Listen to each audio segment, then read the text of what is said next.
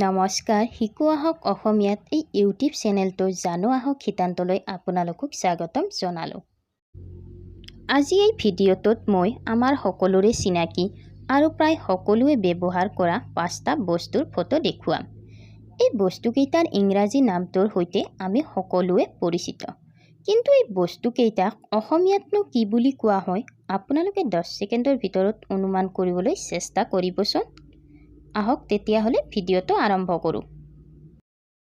Torch আমি সকলোৱে ব্যৱহাৰ কৰোঁ। টৰ্চকনো অসমীয়াত কি বুলি কোৱা হয় ভাবকচোন।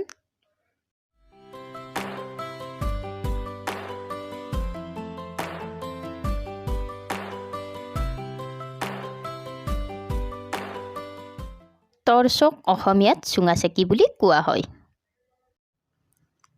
দ্বিতীয় চিত্ৰখন হ'ল এইখন। আপোনালোকে কেতিয়াবা নহয় কেতিয়াবা কেলকুলেটৰ নিশ্চয় ব্যৱহাৰ কৰিছে, কিন্তু কেলকুলেটৰকনো আমি অসমীয়াত কি বুলি ক'ম?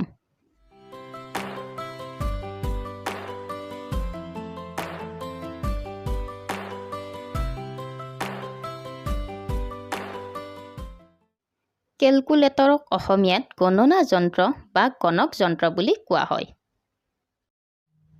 এইখন চিত্ৰটো আমাৰ সকলোৰে পৰিচিতই।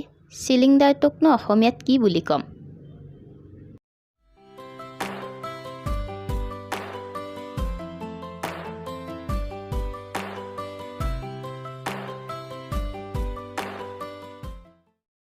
চিলিণ্ডাৰক অসমীয়াত বায়ুঢোল বুলি কোৱা হয়। আপুনি যদি আন কিবা নাম জানে কমেণ্টত জনাবচোন। এই চিত্ৰখনত দেখিছে ফেন। ফেনকনো অসমীয়াত কি বুলি কোৱা হয়?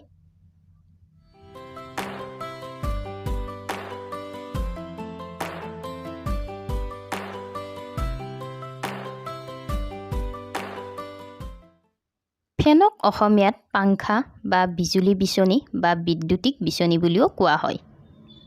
শেষৰ ফটোখন হৈছে এইখন। প্ৰেছাৰ কুকাৰক অসমীয়াতনো কি বুলি কোৱা হয়?